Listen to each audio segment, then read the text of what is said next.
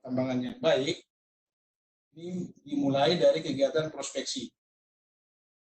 Dari prospeksi ini kita akan menemukan informasi umum mengenai hal-hal apa saja atau material apa atau barang-barang apa, apakah mineral, apakah batu bara yang bisa kita sasar untuk kita jadikan komoditi dalam usaha yang akan kita lakukan.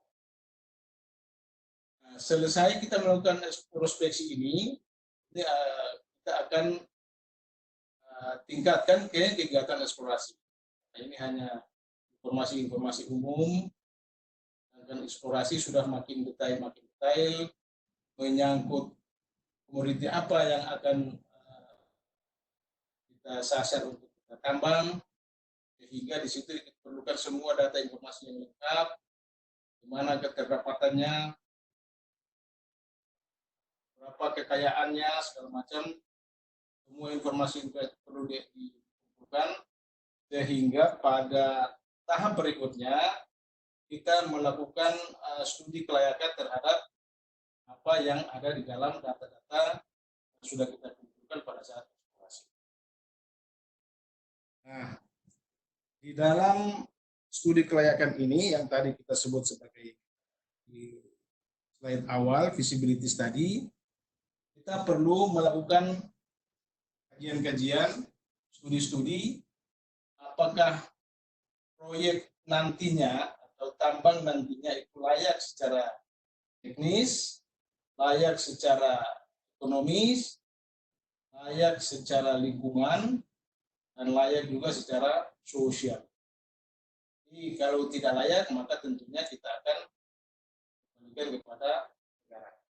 Tapi kalau layak dan disetujui oleh penguji atau evaluator dari kementerian, maka ini bisa kita teruskan melakukan konstruksi.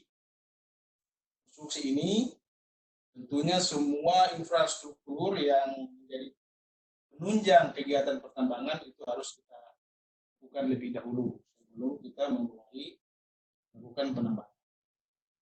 Jika konstruksi sudah kita lakukan, maka kita akan melakukan penambangan. Penambangan inilah yang menjadi inti pokok ke sebuah kegiatan ini untuk memproduksi, menghasilkan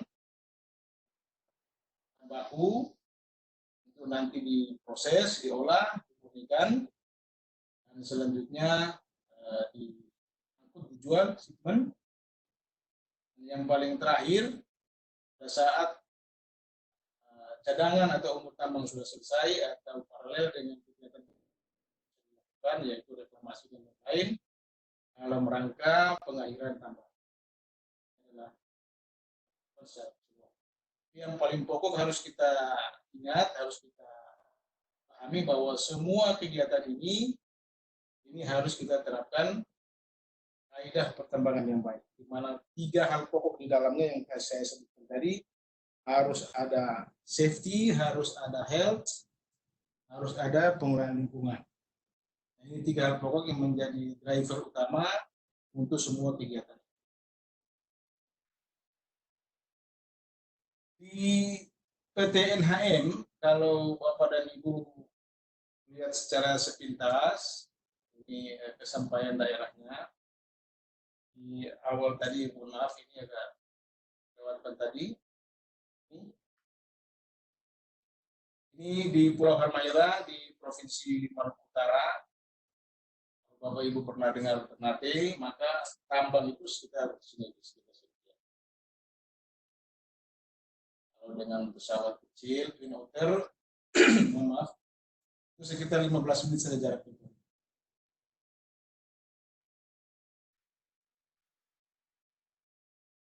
Nah ini, kalau ke ibu kota kabupaten, ke Tobelo, ke sana kurang lebih 2 darat, dan ke Sofifi, ibu kota provinsi Maluku Utara, di Pulau Halmahera juga, kurang lebih 1,5 jam. Ini letak atau infrastruktur tambang. Jadi tambang pertama yang ditambang tahun 99 itu tambang terbuka Bosowong, ini sudah selesai, pernah dilakukan juga prospek 1 kali. Sedangkan tambang yang aktif saat ini adalah tambang kencana, tambang bawah tanah, dan juga tambang Teguraji. Teguraji juga dulu pernah open pit, sudah selesai, kemudian kita go underground, dan sampai saat ini masih operasi. Ini tailing dam untuk menampung sisa pengolahan dari pabrik yang ada di sekitar sini. Menunjang kegiatan peledakan, kita punya gudang produk. Menunjang kegiatan reklamasi, kita punya industri yang dipakai.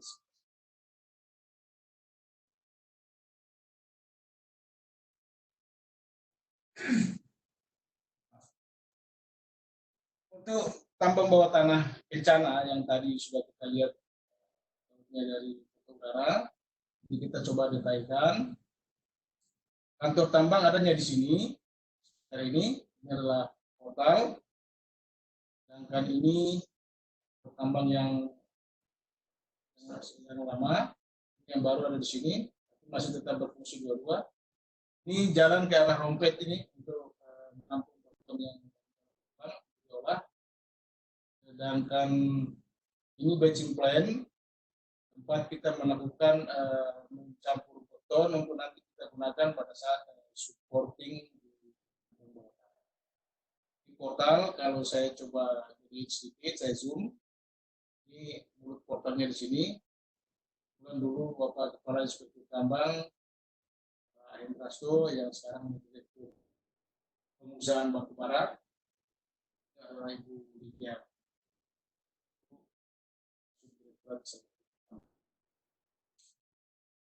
Di sini ada yang namanya tagboard. Ini semua informasi siapa saja yang ada di dalam tambang, yang sudah masuk tambang, itu kartunya harus diletakkan di sini. Bisa mengetahui siapa saja yang masih ada di dalam tambang. Ini tidak boleh dibuka oleh orang lain ketika orang tersebut keluar, harus yang bersangkutan. Sebagai sebuah kontrol untuk pengelolaan akses siapa saja yang masuk di dalam tambang atau sepintas layout tambang bawah tanah kencana memang sengaja kita lihatkan supaya terlihat apa yang disurvei tadi sebagai fasilitas infrastruktur tambang, kantor tambang. Ini portal masuknya, dan ini kita coba bikin transparan view untuk melihat lokasi tambang para obodi telah ditambang. Ini adalah bukaan kita pakai survei dan kita solidkan untuk memperlihatkan apa sesungguhnya yang ada di bawah tanah lagi ekskavasi. Ini adalah terowongan tunnel dan hasil yang telah dilakukan dan juga pengisian kembali material. Jadi kita untuk tambang kencana itu ada kencana 1 bodinya, ada kencana link, ada juga kencana 2. Saat ini sedang ditambang.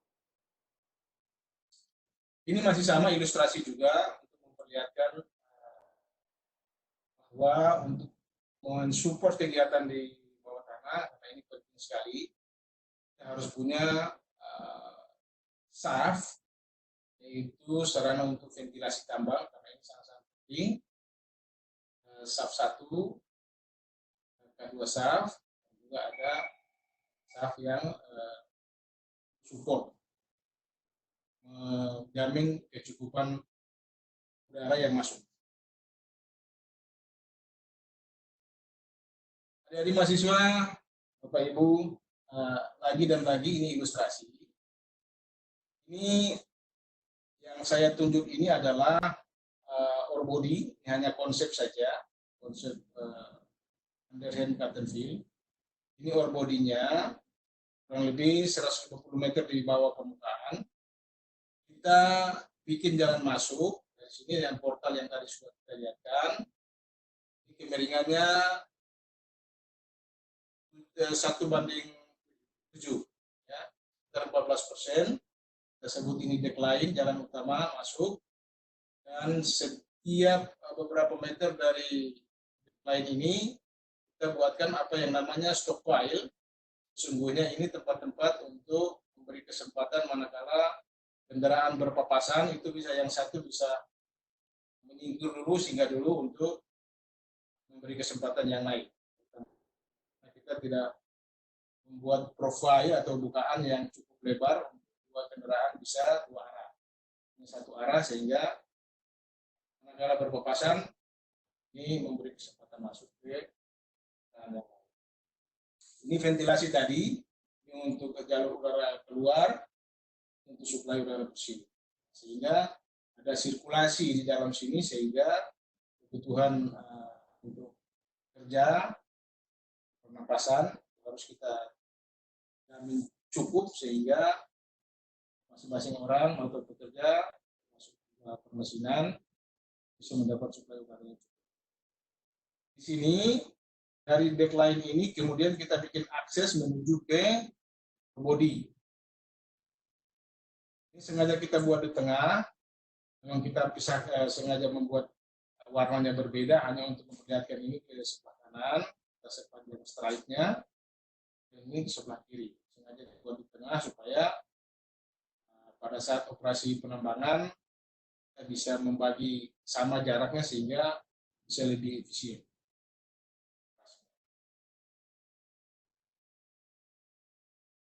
Ini juga hanya memperlihatkan ilustrasi juga.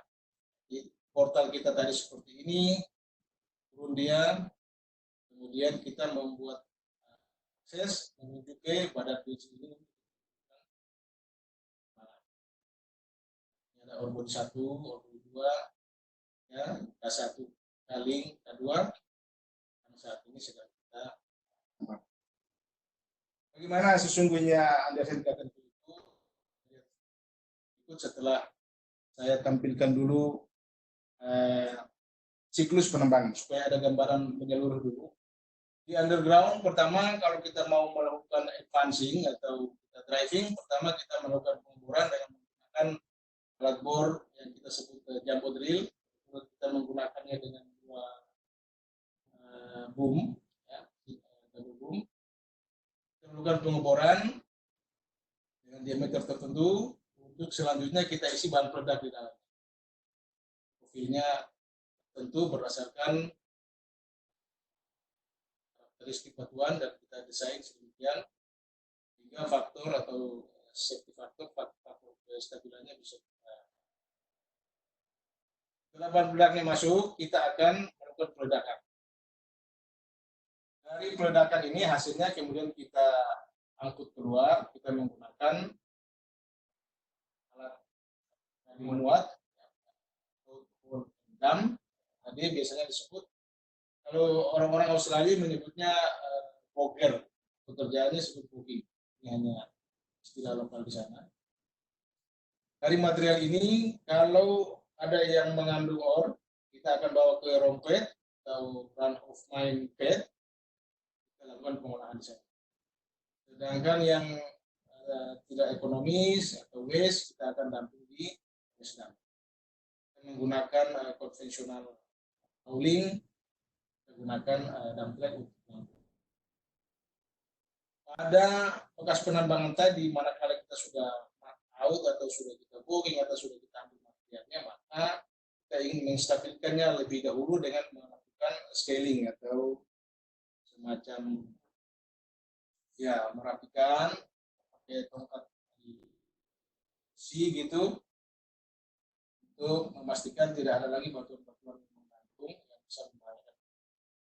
Scaling, kemudian dilakukan penyemenan atau shotcrete itu tahap awal menstabilkan bukaan-bukaan.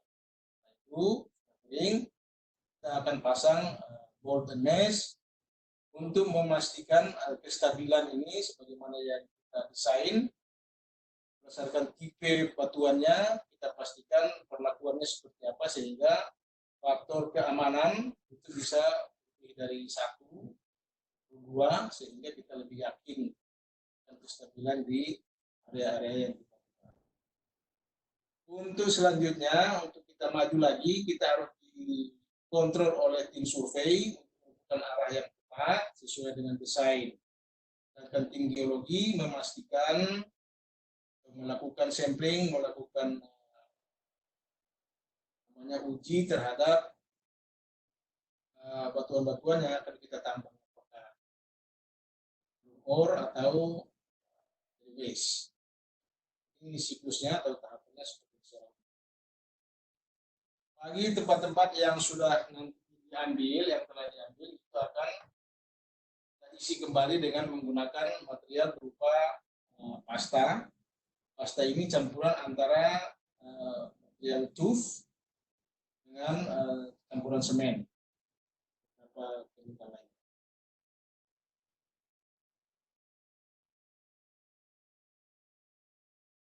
Ini yang akan kami perlihatkan gambaran umum atau filosofi underhand cut and fill itu sesungguhnya.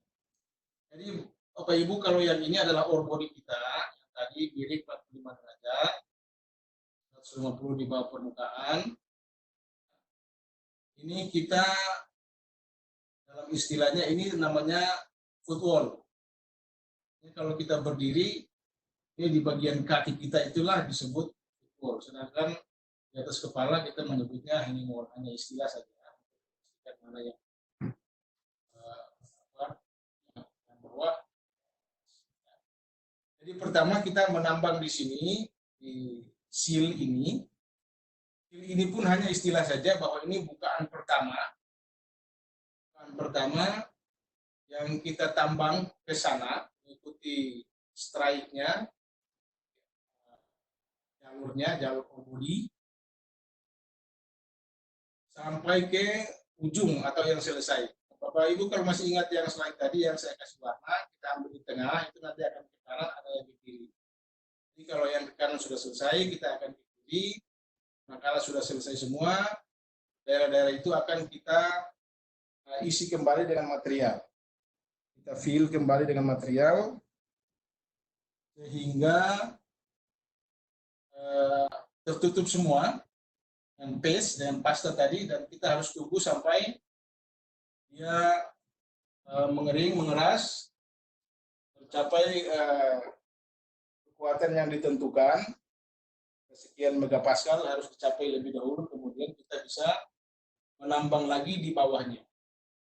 Nanti kita lihat, jadi apa yang tadinya kita injak sebagai lantai kerja, itu akan menjadi sesuatu yang di atas kepala kita. Nanti akan kita lihatkan di slide selanjutnya. Jadi, itu sekuensnya, ini selesai, tambang selesai, kita cut istilahnya, kemudian kita fill. Berikutnya lagi kita turun di bawah, level bawahnya kurang lebih 5-6 meter tergantung. Nah, ini kemudian kita sudah selesai, kita tambang, kita isi lagi di situ, kita fill lagi, kemudian kita benching lagi, kita turun lagi di bawah itu seterusnya sampai ke ada yang kita sebut undercut 3. Ada 3, jadi undercut 1, undercut 2, undercut 3 di bawah seal atau yang utama tadi. Karena di bawahnya undercut 3 itu sudah ada seal baru. Bisa kita lakukan simultan. Seperti ini kalau sectionnya. Ini seal utamanya, yang pertama tadi, selesai kita tambang, kita akan fill semuanya, kita isi dengan pasta. Kemudian kita menambang di bawahnya, dekat 1. Begitu ini selesai, kita fill lagi, kita masuk lagi di bawahnya. Kedua. Dekat 2 selesai, kita fill lagi, kita ambil material di bawahnya di level undercut 3. Seterusnya. Ini sepintas kita coba lihatkan ilustrasi tadi, tapi dalam bentuk animasi sederhana. Di ore body kita yang 45 derajat miringnya ini, kita akan tambang lebih dahulu di seal-nya. Jadi lihat seperti apa. Ini kita menambang di sub 1, setelah seal selesai kita menambang di sub 1. Ini kita shotcrete nih, yang ini setelah selesai kita shotcrete sebelum kita pasang bolt and mesh. Ini semacam boltingnya ya, kita melakukan baut batuan, pasang rope bolt untuk maksud supporting atau perkuatan berkuat penyangga. Setelah bolt kita akan pasang mesh dan kita semua sudah selesai. Kita akan mengisi kembali fill ini, material pengisi. Kalau ini sudah selesai, sudah kita fill, kemudian kita akan turun ke level berikutnya atau undercut 1. Undercut 1 kita akan ke undercut 2 dan seterusnya. Prinsipnya sama, siklusnya sama. Ini kalau kita section seperti ini, sectionnya 3 meter. Kemudian kita sudah selesai. Sebelum kita turun, kita pasang dulu perkuatan di sini sehingga bisa menjamin kekuatan ini. Ini kita pasang apa yang kita sebut sebagai stand up bolt, juga dia dari perkuatan stabilisasi di sebelum kita backfill. Kita pasang mesh boltnya. Ini kita bikin lebih dahulu wallnya, dindingnya, supaya kita saat menuang ke sini untuk backfill itu tidak tumpah sini. Kita lihat ada foto-foto. Ini materialnya sudah terisi. Kita fill atau pasta tadi campuran tuf sama semen. Tuangkan ke situ untuk nanti kita tunggu berapa MPa sudah tercapai, barulah kita bisa benching atau kita rundown. Kita akan maju satu seperti ini dan seterusnya. Ini untuk cross section saja, hanya mengulang yang tadi tapi lebih komprehensif. Jadi ini seal-nya selesai, seal ini di bawahnya dan nanti ada dekat 1, yang dekat 2 dan seterusnya. Hanya mengulang yang tadi untuk lebih memperjelas.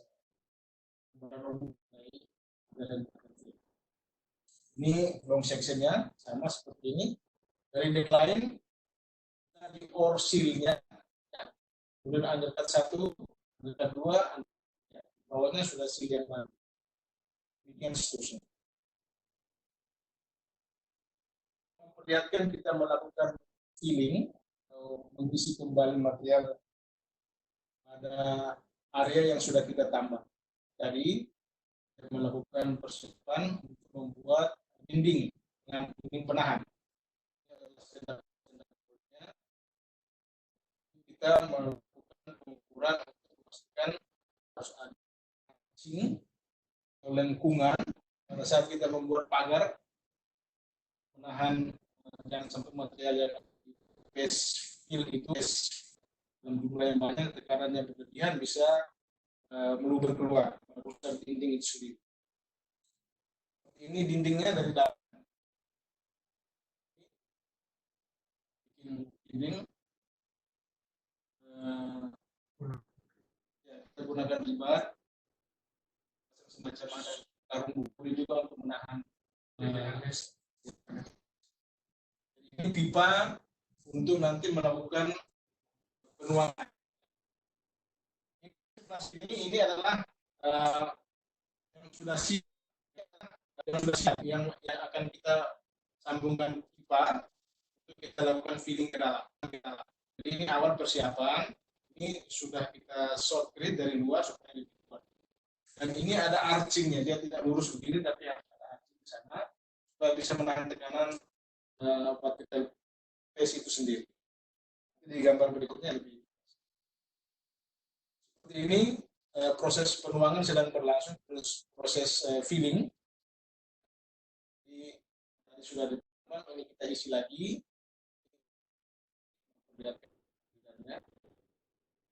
Sini kita menunggu penemuan. Ini hasil dari phase fill di level atasnya. Jadi seperti yang saya bilang tadi, ini tadinya kita injak, sekarang justru di atas kepala. Jadi ini menambang di bawah pasta. Pasta itu yang ini. Ini kita melakukan penembangan ke sana, justru di bawah pasta. Ini mungkin lebih lihat jelas ini. Yang di atas ini ada pipa ini yang ini ada pipa ini. Pipa inilah bekas pengisian tadi. Itu sudah tidak kita ambil, kita tinggalkan karena sudah di dalam sana dan sudah kita dari biaya produksi.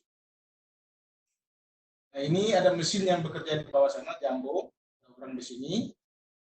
Ini terlihat apa namanya, dari benching tadi, karena ini sudah di atas di level di undercut 1. Kita sekarang ini bekerja di bawah undercut ini. Seperti ini.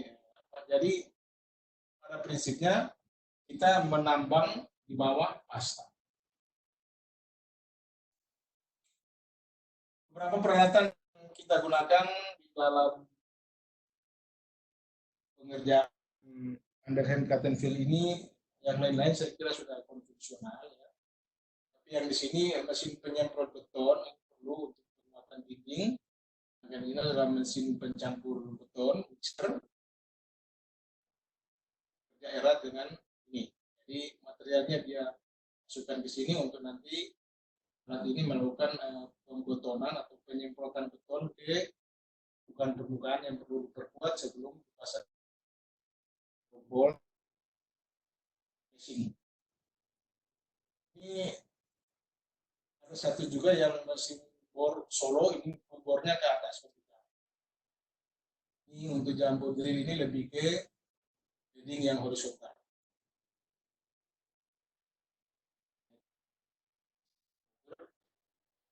Sudah sangat umum.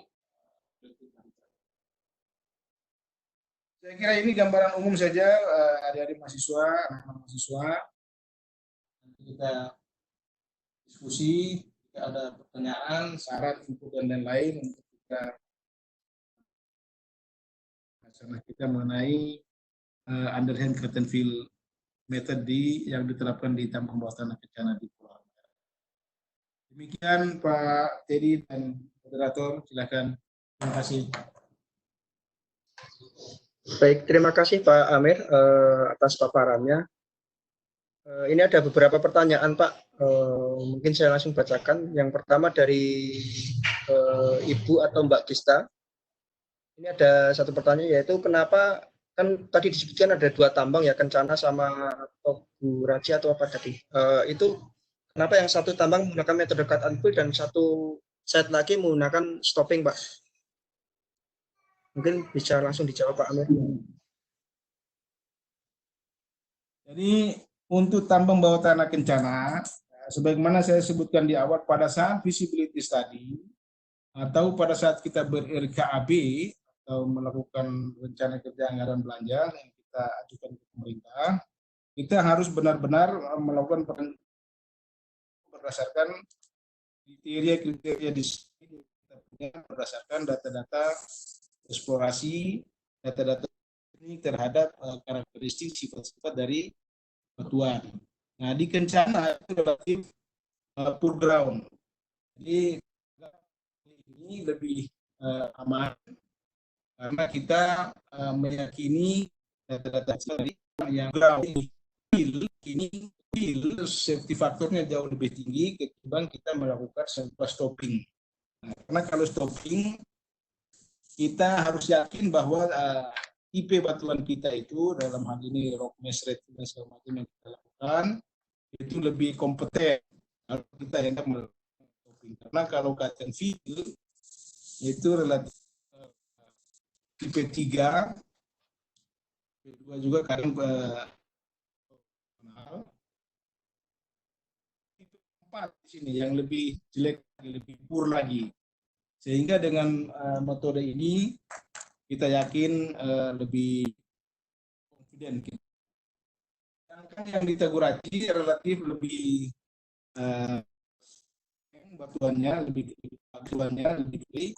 Kencana dari sisi karakter mineral, posisi memiliki kekerasan yang berbeda sehingga juga kadang-kadang di dalam pengolahan.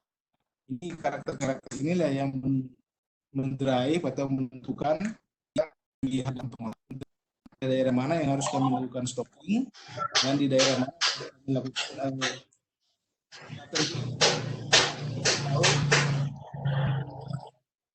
dari sisi cost untuk kita melakukan bulk system ini serupa stopping itu jauh lebih murah, tapi lebih murah kita lakukan.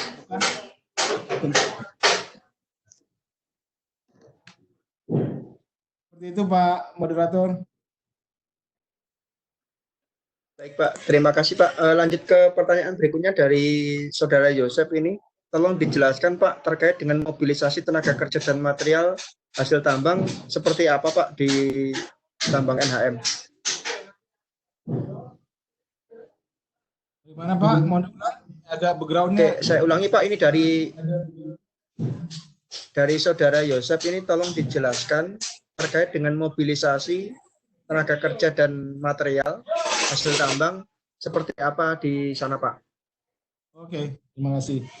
Jadi dulu di awal-awal menambang di tahun 2006 untuk mobilisasi karyawan yang masuk ke area-area tambang di front-front kerja, kami gunakan ada satu unit yang namanya carry, ya. Tetapi itu kemudian tidak efektif karena alatnya pun kita beli dari luar dan tidak tidak produktif dan sudah lama sekali rusak, maintenance-nya pun sulit, sehingga kita putuskan saja kita menggunakan light vehicle yang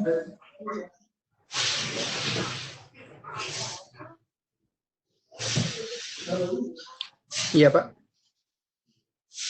Kita menggunakan light vehicle yang diantar atau di-drive oleh foreman, supervisor untuk mengantar kru yang sudah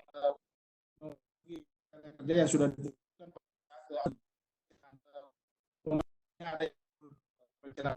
diantar oleh diantar. Kemudian ada yang melakukan sanding, pengeboran itu diantar oleh atasan-atasannya. Jadi tidak lagi kita gunakan carry khusus gitu ya, tetapi kita gunakan LV atau light vehicle yang digunakan oleh foreman maupun supervisor. Sedangkan untuk kita mengangkut material hasil ledakan, yaitu kita menggunakan articulated dump truck. Pak Moderator. Baik Pak, terima kasih penjelasannya. Ini ada lagi dari Ratu Siva Alamanda. Izin bertanya Pak, bagaimana air asam tambang di kedalaman underground? Terima kasih.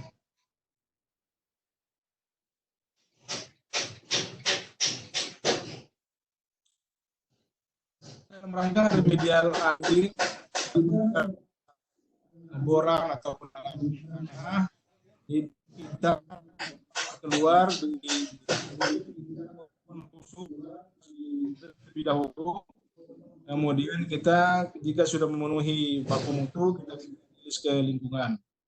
Jadi kalau untuk underground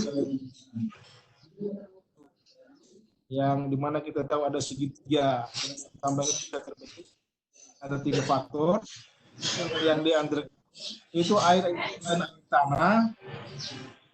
Itu juga kita bisa dapatkan atau berasal dari air pengeboran kita ambil dari luar tambang untuk suplai menggunakan pembilasan dan lain-lain pada saat melakukan pengeboran. Jadi nanti kita akan pompa keluar untuk lebih dahulu di kolam-kolam pengendapan dan lain-lain dikontrol oleh tim lingkungan, melakukan treatment. Kita sudah memenuhi baku mutu ambang batas yang dibutuhkan, barulah bisa diskon. Demikian Pak Moderator. Baik Pak, terima kasih. Ini lanjut ke pertanyaan berikutnya Pak. Ini dari Ricky Ricardi dari Institut Teknologi Nasional Yogyakarta. Izin bertanya, jika satu Jika satu undercut hasil grade rendah, apakah ore itu dibawa ke stockpile atau dijadikan waste, Pak? Terima kasih. Pak Apri dari tadi dia melulu, jadi dia mau jawab, ada apa-apa Pak. Silakan, Pak. Silakan, Pak. Oke, saya ingin Silakan, Bapak. yang pertama ya, dari menyangkut masalah watering management. Jadi bencana itu sendiri di setiap front kerja, apabila ada area yang diindikasikan berair, maka kita melakukan penempatan pompa-pompa kecil, pompa dengan kapasitas 25. Dan dari pompa tersebut kita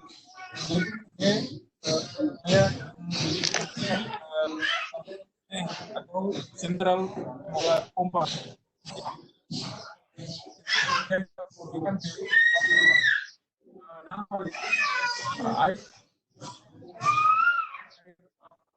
servis itu di jalurnya prinsipnya berbeda. Kita akan di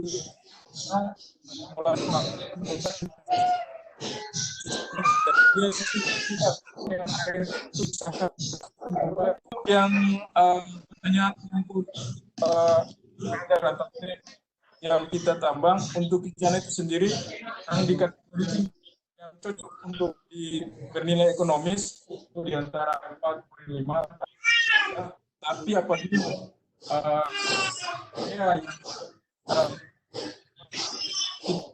atau level akses menuju ore body yang dianggap ekonomis di bawah di atas itu kita tetap ambil dalam rangka konservasi orang.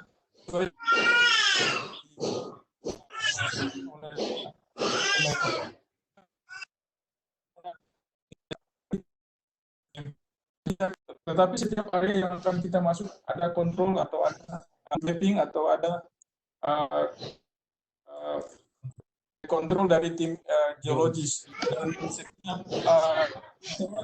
yang keluar mulut tambang ada kontrol tertentu dari tim geologis mau dikatakan teman dengan berdasarkan kategori. Terima kasih. Mungkin Pak Amir mau. Ya, jadi kalau grade yang rendah marginal, kita lihat kita punya potensi yang di depan. Katakanlah dalam 30 meter itu ada kadar tinggi, maka yang akan kita lalui meskipun cuma satu, tetap akan kita bawa ke rompen. Tapi kita pisahkan stockpile-nya, sehingga pada saat kita dapatkan grade-grade yang tinggi, nanti itu akan ending. Kita akan campur, kita terapkan yang diamanahkan oleh peraturan perundangan dalam hal ini, konservasi dalam hal ini, mineral. Kita lakukan optimalisasi. Seperti itu Pak Moderator, terima kasih. Baik Pak, berarti intinya semua yang sudah keluar kita tetap manfaatkan, baik itu yang di atas COG maupun yang di bawah COG ya, seperti itu ya Pak Amir.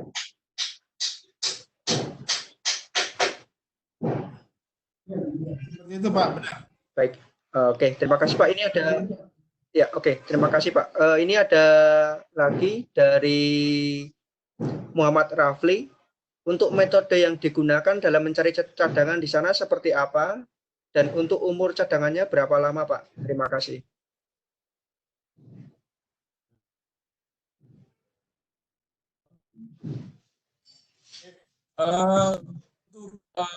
Dua tambang sendiri untuk pencarian cadangan, kita melakukan sistem pengeboran, baik itu pengeboran baik regional, yang memang kalau istilahnya untuk regional, sebenarnya untuk yang area-area yang masih ada data yang cukup lengkap, juga kita lakukan kontrol. Jadi dari dua data itu akan oleh tim eksplorasi geologis dilakukan permodelan, dan dari permodelan itu kemudian diulang lagi oleh tim engineer yang akan dikombinasikan pada metode penambangan atau jadi memang kita akan sistem di tempat itu pengeboran untuk mencari resource yang baik yang baru maupun untuk grid control.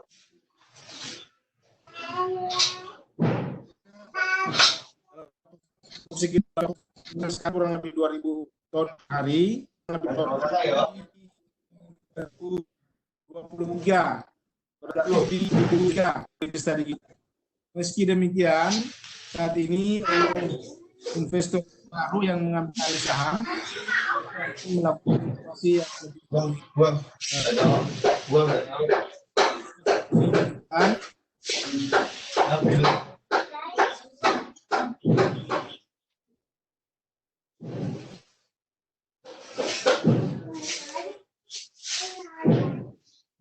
Iya Pak, iya Pak. Cadangan sebagaimana yang kami di dalam visibility study maupun RKAB itu selesai di 2023 awal tahun. Saat ini telah kita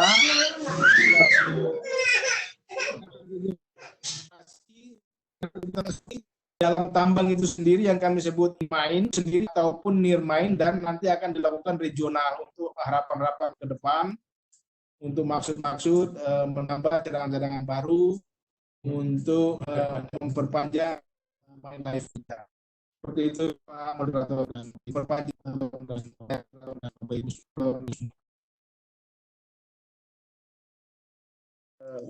Baik Pak, terima kasih. Ini ada pertanyaan dari anonim Pak. Izin bertanya, Pak. Saya adalah mahasiswa jurusan teknik pertambangan. Apakah masih ada kemungkinan untuk dapat bekerja di PT NHM? Apabila misalkan masih ada, syarat apa saja dan software apa saja yang harus kita kuasai, Pak? Terima kasih. Untuk menjawab ini, kami setiap tahun itu melakukan pemagangan. Ya, jadi saat ini ada kurang lebih 30 karyawan magang yang kami prioritas mengambil CSR itu dari masyarakat sekitar Tambang, jadi dalam range kabupaten dan ada dari range provinsi. Untuk dukungan kita kesiapan sumber daya manusia. Tapi itu tidak menutup kemungkinan sumber daya akan ada nantinya pengembangan proyek. Kita akan butuh tenaga kerja yang kita harapkan siap dilatih, siap dipakai. Software yang kami gunakan di sini itu antara lain untuk survei, kemudian untuk perencanaan tambang dan lain-lain. Deswik itu pengembangan dari Mine to 4D yang dulunya.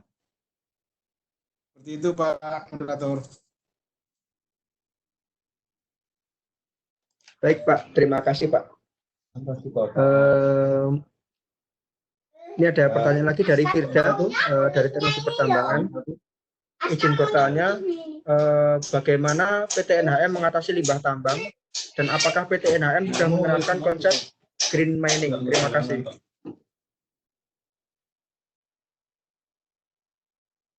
Untuk pengelolaan limbah tambang, kami ada tim lingkungan, ada seorang staf-stafnya kami dedikasikan untuk melakukan pengelolaan lingkungan. Pengelolaan lingkungan ini terhadap limbah B3, limbah domestik, dan lain lain untuk menaati apa yang diatur di dalam peraturan perundangan, terutama aturan-aturan menyangkut pengelolaan lingkungan itu sendiri. Nah, untuk green mining tadi, kami memang hingga saat ini memimpikan tadi bisa dapat program hijau, tapi masih dalam harus banyak berbenah, sehingga yang sudah itu selalu saya yang sudah biru saja kategorinya. Padahal kita kategorinya dan menginginkan berimprovisasi bisa menerapkan reuse, reduce dan segala macamnya supaya dari biru itu sampai kita mendapatkan hijau.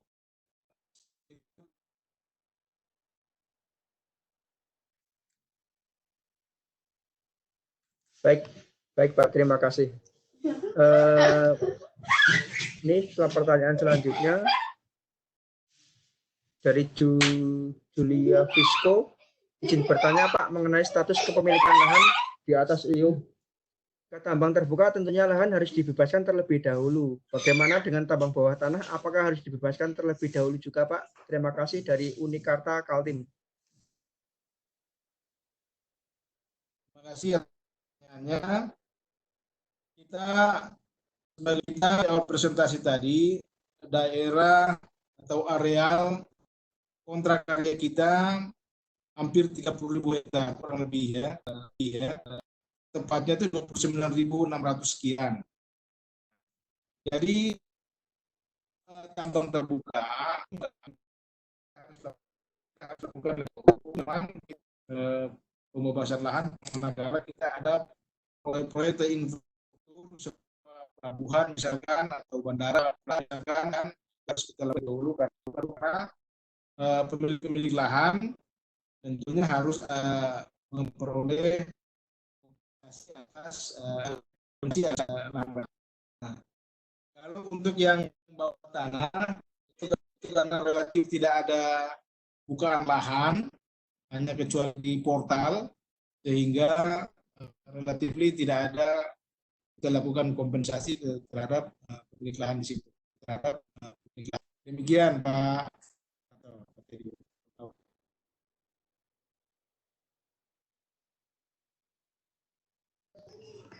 Baik Pak, terima kasih. Mungkin dua pertanyaan lagi Pak, karena waktunya sudah mepet. Ini ada satu pertanyaan.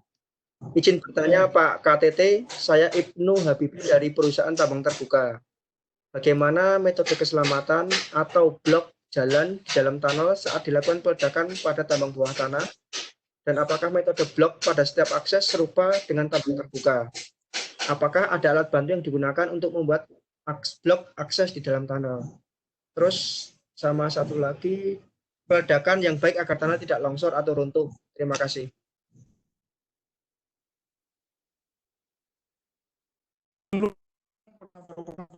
Beroperasi di tambang terbuka Gosowong dan juga Tubraci. Memang untuk alasan pengamanan, alasan keselamatan, kita harus melakukan prosedur-prosedur ketat untuk memastikan tidak ada orang atau yang ada di dalam radius tidak aman. Nah, untuk maksud itu kita menerapkan apa yang kita sebut roadblocker itu akan identifikasi orang atau yang bisa terdampak bisa atas peledakan kita lakukan. Apa yang pada saat kita masih belum tahu menutup identifikasi lain lakukan belum melakukan analisis terhadap kemungkinan risiko satuan nelayan pada saat kita melakukan peledakan di nelayan kita di air atau terowongan itu kita juga masih memperlakukan road blocker atau road blocker untuk menjaga gitu ya road blocker tadi memblokir jalan memblokir akses. Tetapi makin dalam kami waktu itu di decline bencana kurang lebih 500 meter ke dalam sepanjang dia masih lurus tidak lagi dia masih lurus dengan broker, tapi kita hanya memasang semacam barikade di portal ya berupa batuan yang kita tumpuk untuk memastikan tidak ada lagi lemparan dari dalam atau tidak menjangkau ke situ. Dan kalau itu sudah kita rasa sudah aman, tidak lagi kita lakukan dampak sudah sangat minimal, tidak ada lagi batu yang menyangkut di situ.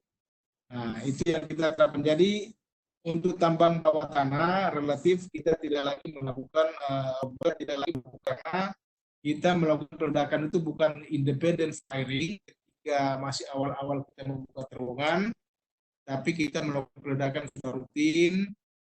Kita lakukan di air sip. Kita pastikan air sip itu di dalam tambang itu tidak ada orang. Seperti yang di Agor air sip tidak ada di pada saat itu harus benar-benar zero karbon, zero tidak orang, barulah kita bisa melakukan ledakan. Setelah ventilasi dan segala macamnya kita melakukan. Begitu Pak.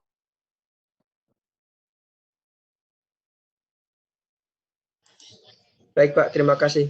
Mungkin untuk pertanyaan dari partisipan dicukupkan. Kemudian apabila ada pertanyaan dari panelis, dipersilakan.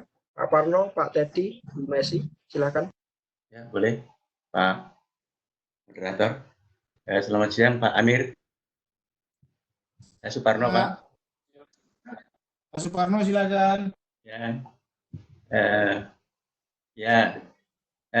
Ini jadi mengingatkan saya 23 tahun yang lalu, Pak. Waktu itu masih konstruksi di NHM, inspeksi gudang. Ketemu lagi, Pak. Ini kami ingin menanyakan, Pak. Ingin menanyakan. Tadi dikatakan bahwa kegiatan tambang itu harus mencakup 3 kelayakan, yaitu kelayakan ekonomi, teknologi, dan lingkungan. Nah, ini yang saya tanyakan supaya bisa membekali para adik-adik mahasiswa. Apa sih yang membedakan antara terbuka surface mining dengan underground terkait dengan lingkungan? Pembedanya apa sih? Letaknya di mana itu? Sama-sama tuh nanti kita mengambil bijinya, kemudian untuk diolah. Ada waste-nya. Ini pembedanya apa? Terima kasih Pak Amir. Assalamualaikum. Waalaikumsalam. Terima kasih, pertanyaan yang cukup menarik.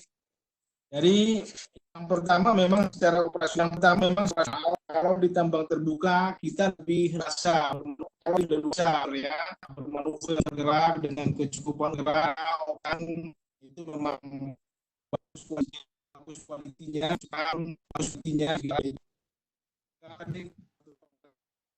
kalau kita bahas ruang terbatas koordinasi dengan asap mesin dan segala macam, itu beberapa hal yang perlu kita perhatikan. Memang itu kalau itu underground itu ada batasan-batasan yang cukup banyak. Misalnya dari sisi udara, kemudian penerangan, kemudian sendiri. Terowongan itu laksana terowongan kita tidak seperti di luar yang bisa bebas bermanuver unit kemana saja arahnya terserah kita sepanjang memang ada landasan yang bisa digunakan di situ. Nah, dalam hal perbedaan terhadap aspek-aspek lingkungan, memang di tambang terbuka itu kita bisa melakukan misalnya land clearing ataupun topsoil management itu harus benar-benar kita perhatikan karena berpotensi besar mengganggu topsoil. Kalau di bawah tanah relatif itu tidak ada karena memang kita tidak bersentuhan dengan permukaan. Kita hanya bergeraknya di bawah tanah. Di bawah tanah ini justru pengelolaan air yang harus kita perhatikan. Karena sebetulnya rekan saya tadi, Pak Abdi, yang kita gunakan pada yang kita melakukan sendiri yang kita saat kita menambang itu yang terekspos, itu harus kita lakukan pengelolaan karena di saat kita melakukan penyemuran batuan atau sortir itu juga mengkontaminasi air itu sendiri sehingga secara kualitas itu juga akan luas itu kan kualitasnya hingga kita perlu melakukan pengelolaan di luar di fasilitas pengelolaan kita supaya aturan tadi misalnya disebutkan bahwa dalam hal menerapkan kaidah pertambangan itu ada pengelolaan lingkungan yang harus kita patuhi sehingga kita memenuhi mutu yang dipersyaratkan di dalam peraturan-peraturan lingkungan hidup. Itu bedanya antara dan survei Pak Siono. Ya.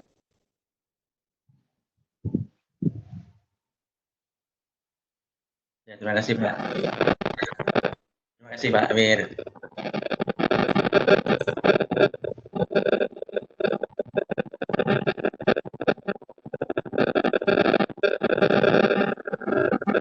Sore. Baik.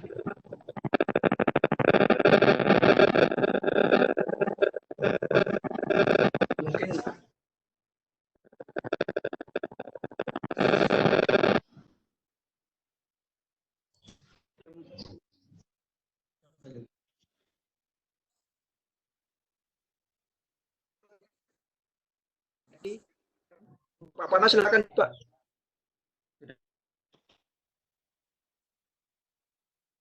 Baik, terima kasih. Mohon izin bertanya. Kedengaran nggak ya?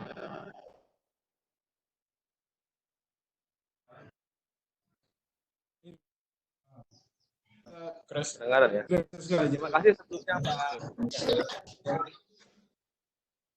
Baik, Pak. Pak Amir, terima kasih sebelumnya nih sudah mau menjadi narasumber di komunikasi dengan pertambangan ini. Dan ternyata pesertanya sangat mudah sekali nih Pak. Banyak sekali yang ingin bergabung untuk mengikuti acara webinar ini. Mungkin pertanyaan saya sih mudah banget Pak, kita untuk mengantar mungkin orang-orang awam. Nah, dari luas total kontrak karya itu sebenarnya berapa persen sih Pak yang dibuka untuk pertambangan? Jadi Pak. Pak.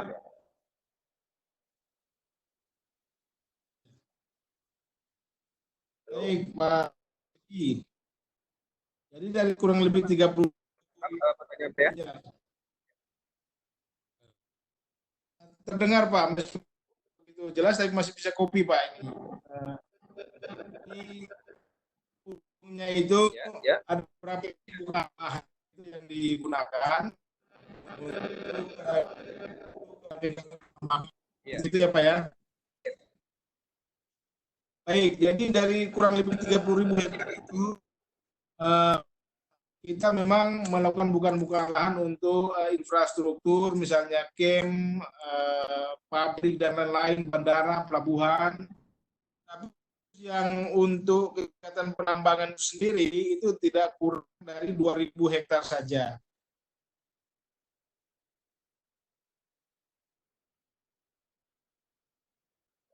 Halo? Itu hanya saja. Ya, hanya lebih 2.000 dan itu kalau dipresentasikan sangat-sangat kecil. Terima kasih Pak. Maaf ini tidak terdengar. Baik. Terima kasih Pak Teddy. Mungkin ada satu. Baik. Terima kasih Pak Teddy. Mungkin ada dari satu lagi Bu Messi atau mau bertanya.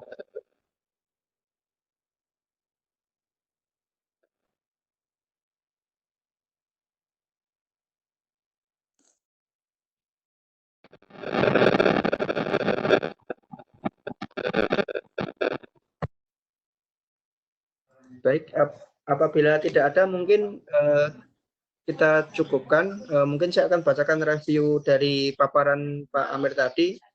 PT NHM adalah salah satu tambang underground di Indonesia dengan 2 site. Yang pertama di Kencana, yang kedua di Toguraji, dengan menerapkan metode underhand cut and fill dengan metode decline access dengan siklus penambangan yaitu drilling, charging, blasting,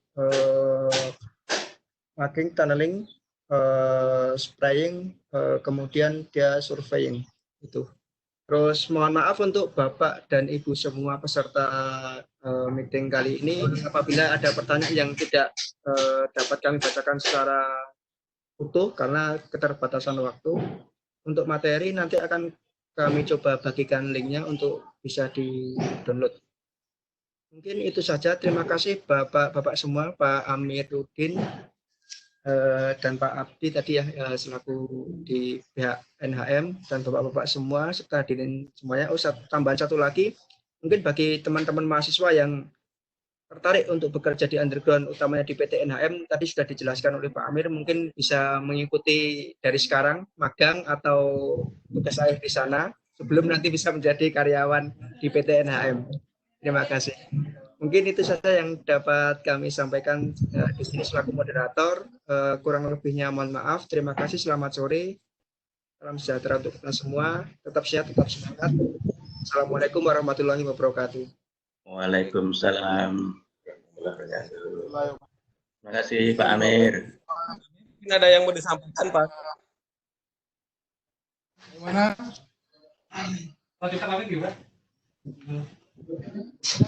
Nah, ada yang mau disampaikan kami khususnya ke Politeknik Energi Pertambangan, silakan aja Pak Amir.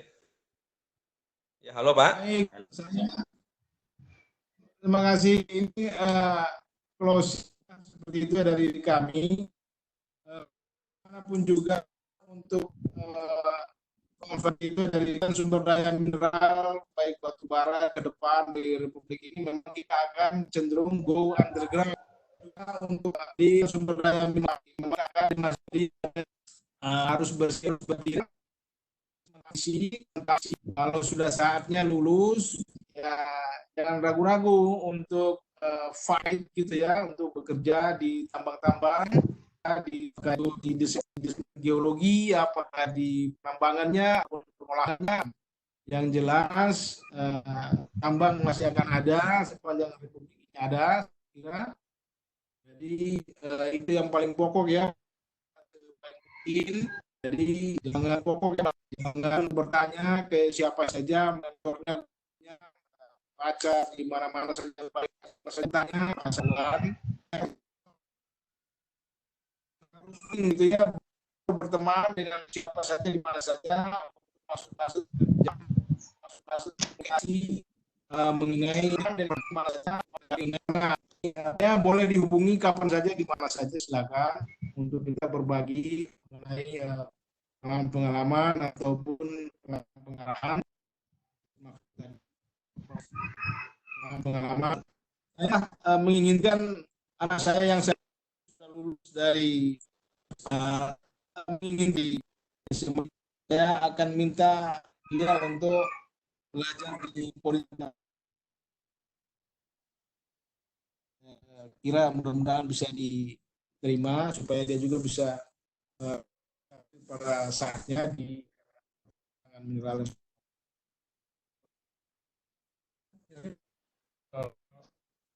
Ke depan kita ingin ada dukungan dari SDM terutama dalam hal ini berkaitan dengan penerapan Permen 1827 ya, terkait dengan kompetensi kepala tambang. Mudah-mudahan ada undangan buat kita dalam rangka sertifikasi dan melengkapi sistem administrasi, terutama untuk di PT NHM ini. Dari sisi saya. Kebetulan Pak Abdi ini aktif ikuti standarisasi yang di atas. Saya kira itu dari kami, Pak Teddy, Pak Suparno, semua Bapak Ibu. Kita dalam situasi wabah COVID ini harus sabar, harus tetap berproduksi meskipun ada batasan-batasan social distance dan lain-lain. Seperti itu Pak Teddy, Bapak Ibu semua. Terima kasih. Terima kasih Pak. Terima kasih Pak Amir. Terima kasih Pak.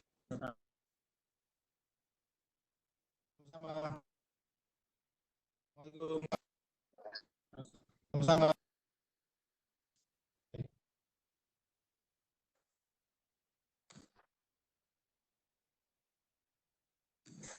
Waalaikumsalam.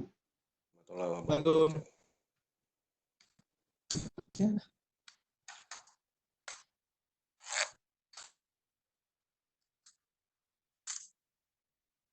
Jadi,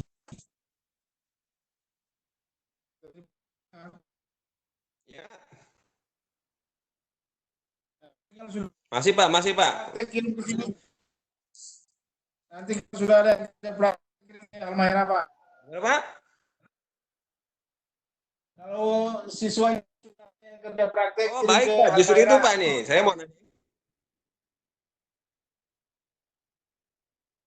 Baik Pak, terima kasih. Sekalian aja nih sebenarnya. Amir, Menanyakan. kesempatannya. Kalau Sama-sama. boleh tahu nih Pak Amir, berapa orang nih yang boleh diterima di ITM nih kalau kerja praktek di sana? 5 orang juga bisa. Oh 5 orang.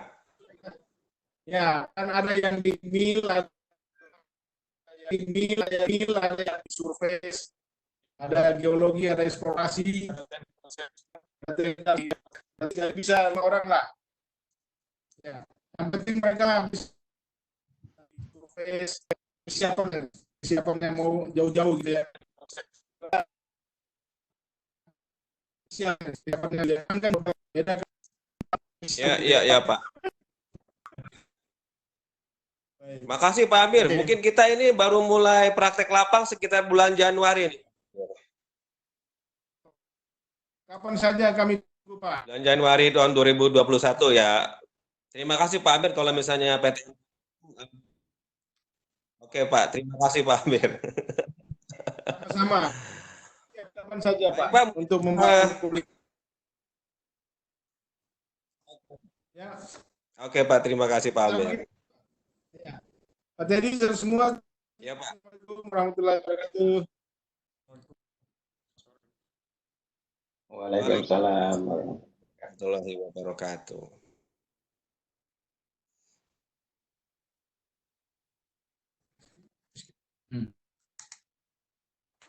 Nah, nih Pak Suparno, kita akhiri saja. Ya. Ya, Amit. Ya udah, makasih semuanya Pak Suparno. Terima kasih, Pak. Teman-teman yang lain juga.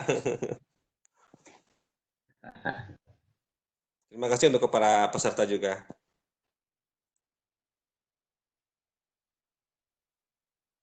Gimana, Liv? Gimana, Liv?